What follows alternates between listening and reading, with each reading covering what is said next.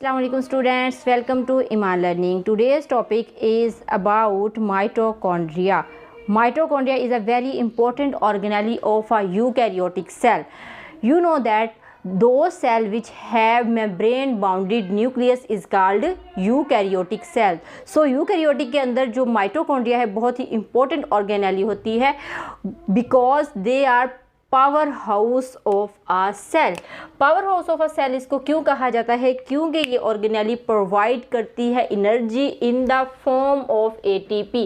ATP is adenosine triphosphate, जो कि एक एनर्जी कंपाउंड है। सेल को ये एनर्जी फ्राहम करता है माइटोकॉन्ड्रिया। ओके, इस वजह से इसे क्या कहते हैं? Power house of a cell. अब स्टूडेंट इसके स्ट्रक्चर की हम बात कर लेते हैं, तो स्ट्रक्चर में हम डिस्कस करेंगे इसकी डायग्राम को।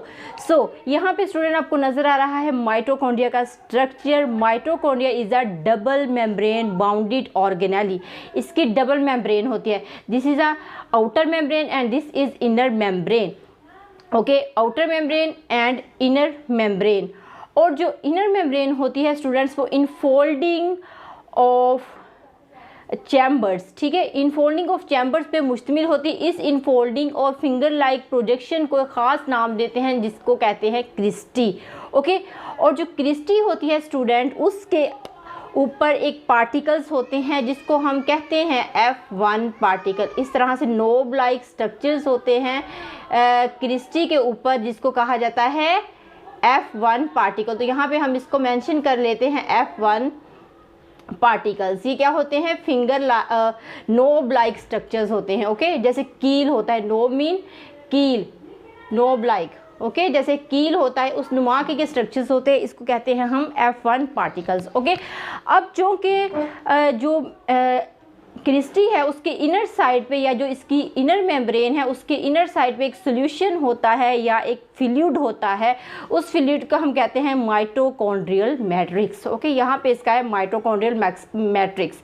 और एक और ख़ास बात है माइटोकॉन्ड्रिया की स्टूडेंट्स, वो क्या है कि माइटोकॉन्ड्रिया हैज़ डीएनए मॉलिक्यूल। इसका अपना एक डीएनए मॉलिक्यूल होता है और राइबोसोम्स भी होते हैं।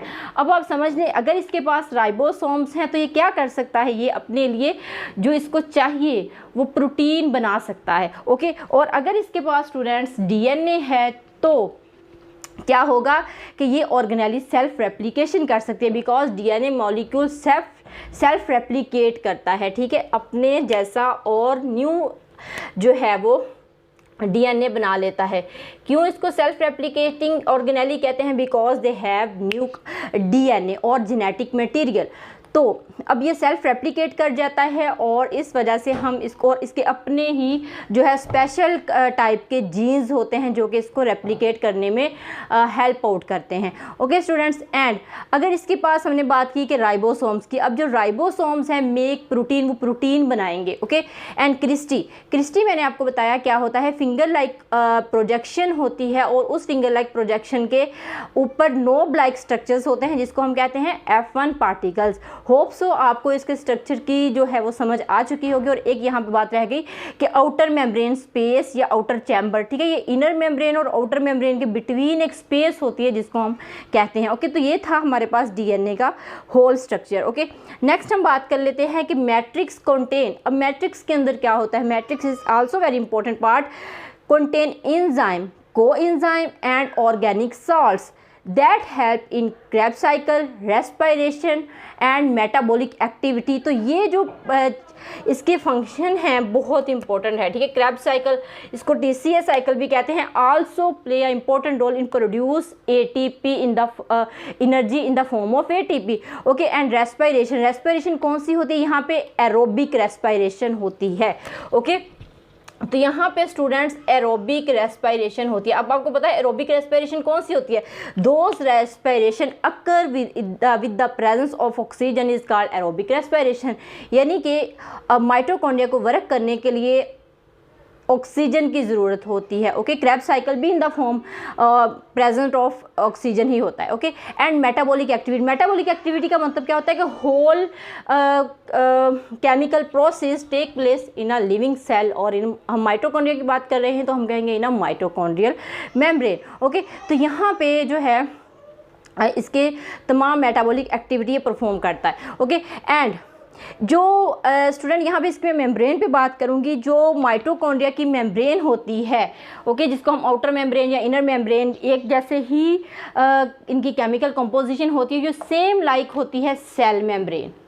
ओके, जैसा हमने सेल मेम्ब्रेन को पढ़ा था इसी तरह इसकी जो मेम्ब्रेन है वो भी होती है। ओके, जैसे हमने सेल मेम्ब्रेन को पढ़ा था तो इसके फंक्शंस भी वही होंगे जो सेल मेम्ब्रेन के थे। जैसे माइटोकॉन्ड्रियल मेम्ब्रेन जो है वो स्मॉल पार्टिकल्स के लिए परमिएबल होगी, उनको गुजरने देगी, बट लार्ज पार्टिकल के लिए नहीं होगी। ओके, और also provide transmission of message और नर्व इम्पल्स। ठीक है, तो ये यहाँ पे भी मैसेज को ट्रांसमिट करती है एक जगह से दूसरी जगह पे। ओके, जैसे कि सेल मेम्ब्रेन करती थी नर्व इम्पल्स को ट्रांसमिट करती, तो ये भी क्या करती है, मैसेज को ट्रांसमिट करती है। ओके, देन अगर बात करें स्टूडेंट इसकी लोकेशन की कि माइटोकॉन्ड्रिया कहाँ पे होता है, तो साइटोप्लाज्म के अंदर। ओके, ये मैंने सिर्फ और सिर्फ बनाया है माइटोकॉन्ड्रिया, इसके सराउंडिंग पे पूरा सेल होता है जो कि साइटोप्लाज्मिक, जिसमें फ्लूइड होता है, उसके अंदर ये ऑर्गेनेली स्विम कर रही होती है। ओके, और of eukaryotic cell except mature RBC. Mature RBC mean कि रेड ब्लड सेल में नहीं होता, जब वो इमेच्योर फॉर्म में होते हैं तब इनमें माइटोकॉन्ड्रिया पाया जाता है, बट मैच्योर फॉर्म में नहीं होता। ये इंपॉर्टेंट क्वेश्चन है आपका। ठीक है, यहाँ पे आपका एमसीक्यूज बन सकता है। ओके, और ये बहुत इंपॉर्टेंट स्टूडेंट्स लॉन्ग क्वेश्चन है, पेपर में आपको 4 नंबर का या 5 नंबर का लॉन्ग क्वेश्चन पूछा जा सकता है, और इसके फंक्शन से रिलेटेड आपसे 2 नंबर का क्वेश्चन भी पूछा जा सकता है। ओके, सो मैं आपको इसका इंपॉर्टेंट क्वेश्चन भी साथ साथ बता रही हूँ। एक्सेप्ट मैच्योर आरबीसी, तो इस बात को आपने ध्यान में रखना है, याद रखना ही आपका एमसीक्यूज आ सकता है कि कौन से सेल हैं जिसमें कि माइटोकॉन्ड्रिया नहीं होता, तो वो है RBCs. Okay, shape elongate, spiral and cup like structures होता है इसका, जैसे कि मैंने बनाई हुई है। उसके बाद साइज़ की अगर बात करें तो 1.5 micrometer to 10 micrometer and 0 length इसकी होती है। Okay, and 0.5 micrometer to 1 micrometer width इसकी होती है, बट इसका जो डायामीटर है वो 1 माइक्रोमीटर से एक्सीड नहीं करता। ठीक है, ओनली 1 माइक्रोमीटर डायामीटर। और यहाँ पे भी आपके एमसीक्यूज आ सकते हैं। ठीक है, ये आपकी पूरी लाइन जो है वो एमसीक्यू से रिलेट कर सकती है।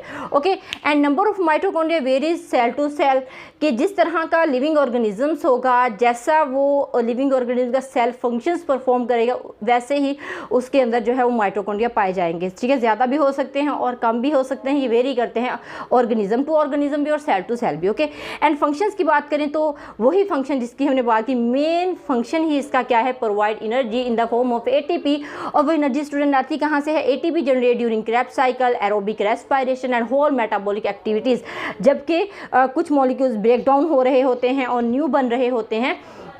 तो इस तरह अब देखिए यहाँ पे क्रेब्स साइकिल है, तो क्रेब्स साइकिल माइटोकॉन्ड्रिया के अंदर होता है। ओके, और जो रेस्पिरेशन है माइटोकॉन्ड्रिया के अंदर होती है। रेस्पिरेशन कौन सी, aerobic respiration means electron transport chain जो है वो कहाँ पे होती है स्टूडेंट्स।